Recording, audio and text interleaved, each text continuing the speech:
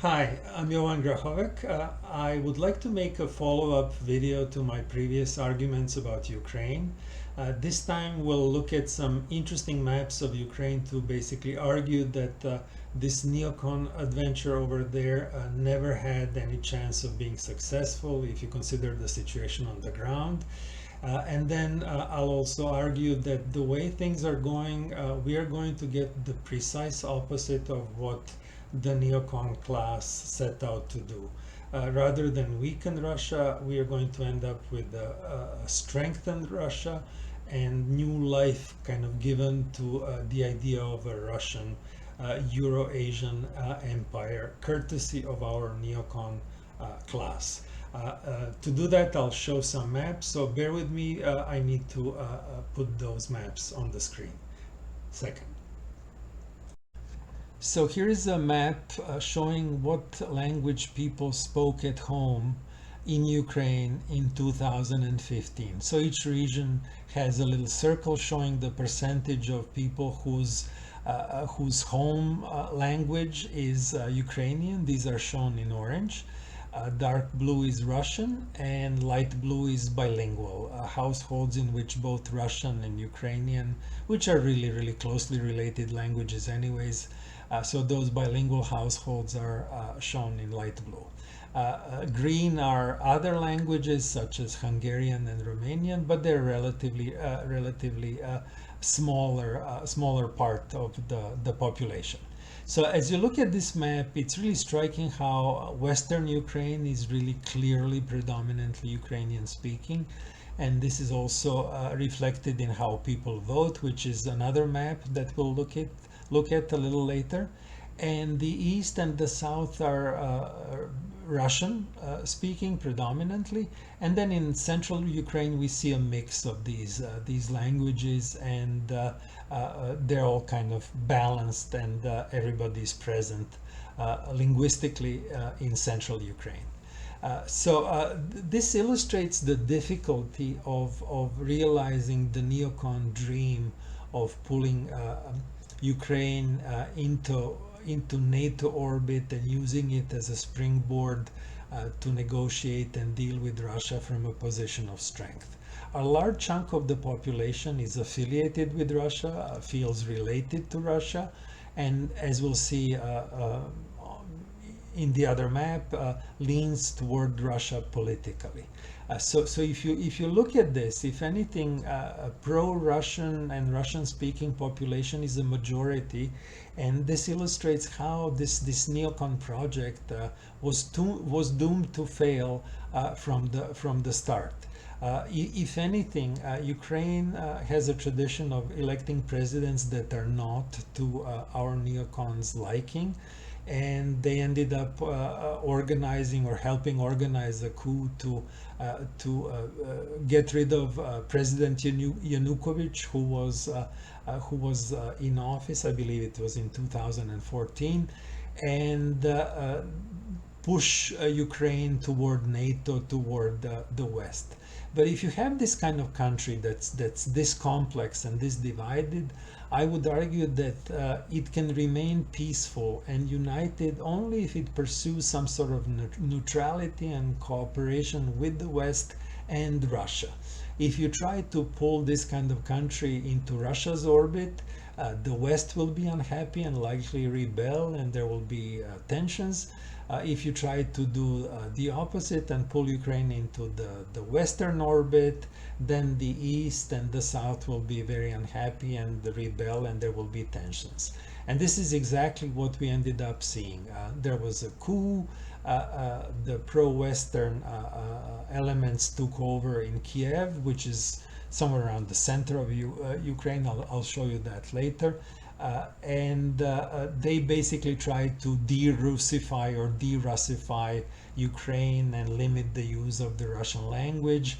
That caused counteraction in the east and the south, and the country started to experience serious tensions. Russia marched into Crimea for its own strategic reasons, and Crimea is this peninsula in the south. that was actually Russian during the time of the Soviet Union, but then one of the presidents, Khrushchev, gave Crimea from Russia to Ukraine, and then Russia felt once it felt threatened, and once there was a change of regime in Kiev, they basically took back Crimea, claiming that it was always theirs, and they started to support these two easternmost regions of Ukraine that basically had the rebellion and wanted to separate from Ukraine once that coup happened in Kiev. This idea of just kind of marching toward the east and absorbing more and more countries into NATO. If you consider that Brzezinski's idea on paper, it does seem like it does make sense. Ukraine is a major piece of the puzzle. It's rich agricultural land, and if you can pull it in, that would give you a really a strong card in dealing with Russia. But how do you integrate the country against its will? And we are talking about millions of people. Ukraine is a sizable country with over 40 million people. There are 20 or so million Russian speakers, and it's difficult to see how you can just impose being part of NATO on these people against their will. Just looking at this map, it's striking how this idea of pulling an unwilling Ukraine into NATO, and in addition, going about it by basically recruiting the most extreme political elements from Western Ukraine to impose a nationalist Ukrainian agenda on the rest of the country that clearly doesn't want it. That's a recipe for civil war, and none of the tensions, none of these conflicts should be surprising as a result of that. So it was bound to be a failure, and I think that that's what we're about to witness happen. And I'll open that other map to show political divisions and to discuss where things are going on militarily from now on, and where I see things developing further. So here's a nice political map of Ukraine. I'll basically go over what these colors mean, but let's just get first of a sense of what's around Ukraine. So this big country to the northeast and east is Russia. Longest Ukrainian border is the border with Russia. To the north of Ukraine, we have Belarus, and Belarus is a Russian ally. Some of the military intervention and some of the action against Ukraine came from the Belarus territory. And if you look at this long border of Ukraine, that's all Russia and Russian ally Belarus. This part of the border of Ukraine is with Poland, which is a NATO country and part of the EU. This small border is with Slovakia, another EU and NATO country. Hungary, same thing. Romania, the same thing. And then this country here is Moldova. They are not in NATO or in the EU. It's a country with its own ethnic and other problems, one of the poorest countries in Europe, and they have a pretty long boundary with Ukraine. This is the Black Sea here. The other side of the Black Sea is basically Turkey. So if you keep going south, you'll end up in Turkey. This sea here is the Sea of Azov, which is shared between Ukraine and Russia. So what happened in the way back after there was a coup and change of government in Kiev, and Kiev is here, Russia basically took over Crimea, and so this is the Crimea Peninsula.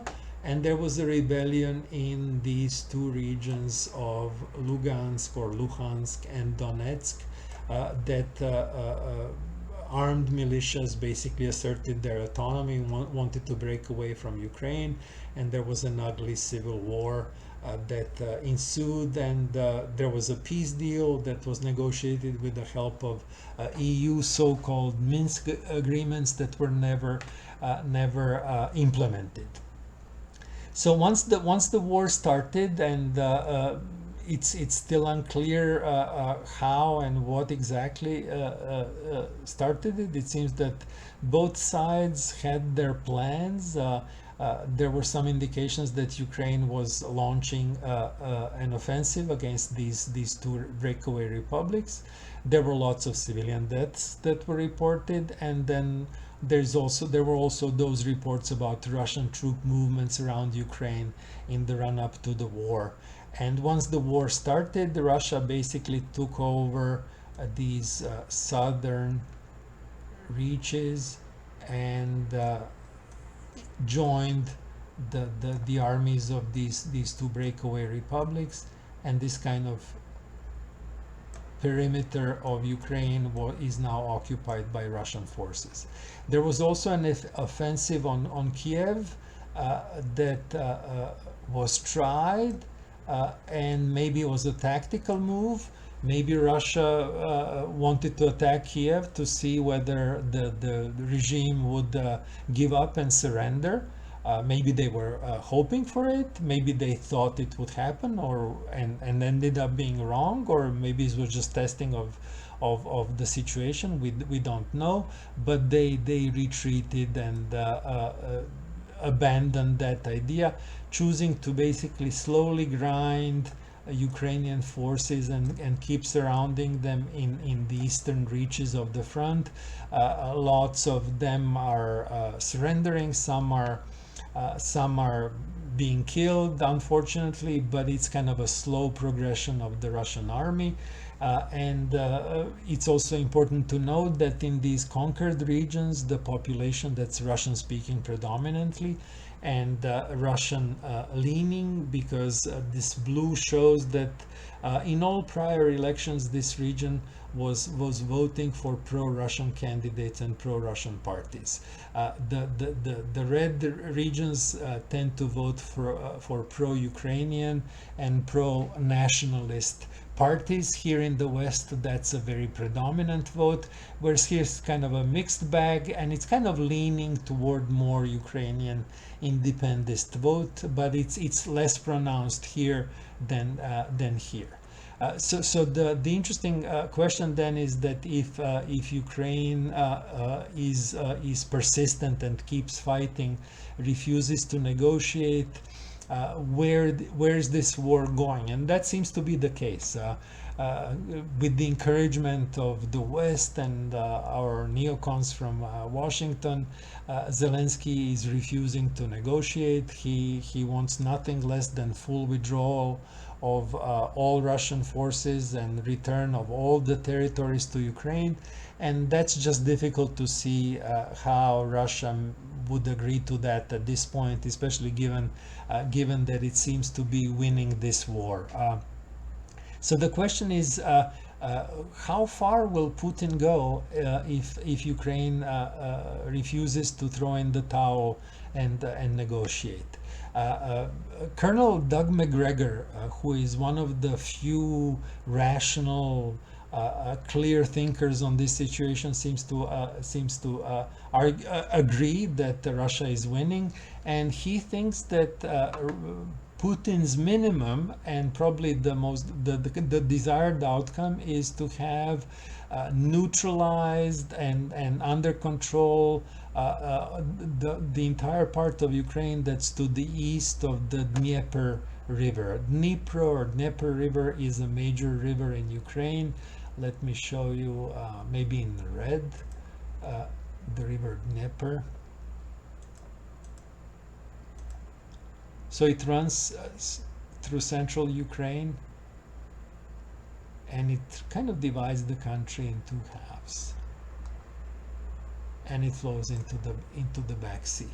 So Colonel McGregor thinks that Putin really wants to secure Russia's south western border by reaching the Dnieper River, and rivers are a good natural barrier. It's difficult to launch invasions across a major river, so this is a major river that's difficult to cross. So if Russia controlled the eastern bank of the river, it would feel safe, and he thinks that that's where Putin will stop. I also think that given the history of Odessa and the repression and reprisals of Ukrainian nationalists over local Russian population that we saw in the recent past, and given that this is an important port, Putin, if he really wants to spite the West and teach the West a lesson, may go for this region as well. We're talking about the entire southern Ukraine, entire eastern Ukraine, and the central Ukraine to the east of the Donetsk River. Looking at those linguistic maps, and if things spin out of control, and if Ukrainian army gets demoralized, he may even decide to push a little further. But I doubt that he will go into Western Ukraine. That's staunchly anti-Russian and nationalistic. But the final point here is whether it's what Colonel Doug McGregor suggests, the Dnieper River, or slightly more with southern Ukraine included. It's important to note that southern and eastern Ukraine are the most fertile land, and if we take Ukraine's production of wheat and sunflower seeds and other basic agricultural staples and add that to Russia's output of those, if this ends up happening, it will turn out that our neocon class has really caused another epic strategic disaster. So let me close this map, and I'll just close this video with a couple of final arguments after I close this map. So things are not looking good. The way things are going, Russia is winning, making progress slowly but surely, taking lots of prisoners. Unfortunately, thousands of Ukrainian soldiers dying. There are clearly some casualties on the Russian side, and given Western shipments of arms to Ukraine, Ukraine is able to make these pinprick attacks that may kill a general or destroy a command center or kill some Russian soldiers, but these seem to be limited, and Russia seems determined to keep advancing for as long as this situation continues. So it's not looking good if you think about where things are going. It seems that Ukraine is always a couple of steps behind and unwilling to negotiate. Before all this started, the offer on the table was give us Crimea and agree to be neutral and implement Minsk agreements. That was rejected, and then the next step was okay, now recognize the two breakaway republics, Donbass and Donetsk and Lugansk, and we can negotiate, but then that was rejected.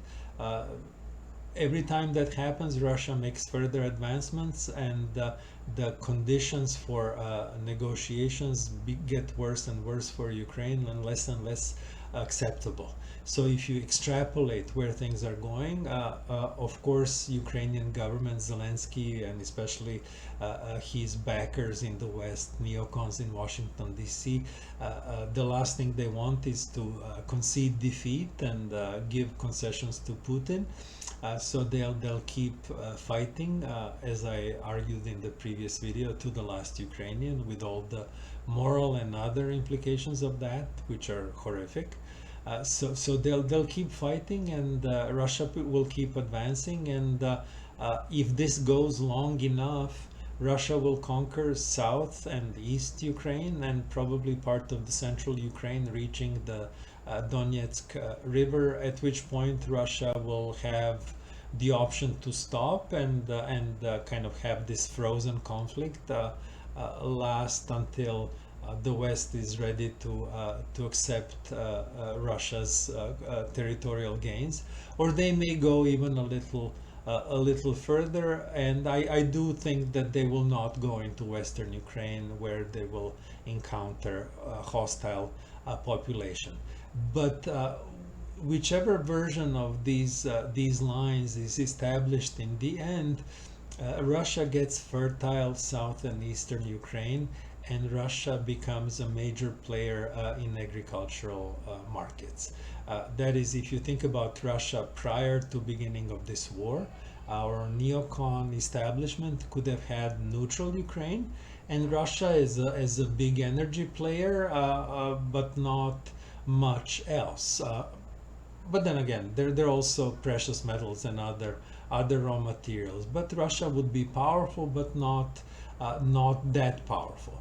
Now, if you add to the equation Ukraine to the east of Dnieper River and South Ukraine, if you add to that, Ukraine being one of the biggest global exporters of wheat and sunflower seeds and some other agricultural products.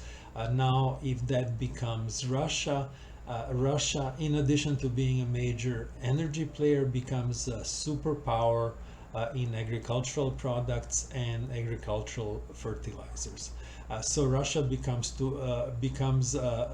has the option of dominating with the ever more important food products, much of Eurasia, and it will be the ultimate irony if our neocon class, Victoria Nuland and all that gang that orchestrated the Maidan coup, that kept encouraging Zelensky to seek NATO membership, to ally with the nationalist elements, to ban Russian language and oppress political opponents, that will have backfired in such epic and amazing way, and it will be another disaster after Iraq and Afghanistan. So what is it that these people need to do? What kind of disaster do they need to cause before they start losing their jobs? And I won't go into consequences for Western Europe this time, but if you look at the economic situation in Western Europe, it's truly frightening. So the Western losses as far as the economy and the unity of the West, given the looming crisis, the consequences of this big strategic error may be even more epic than what I just described. I looked at some recent charts, and forward contracts for supplying energy in Germany are 6 times what they are today 1 year from now. So if Western European economy is going to face gas prices and electricity prices that are several times what they are now, we are looking not at the recession but the depression, and that will definitely have some big political consequences as well. So good job, neocons. You really did it this time. So with that, I'll see you next time. Thank you.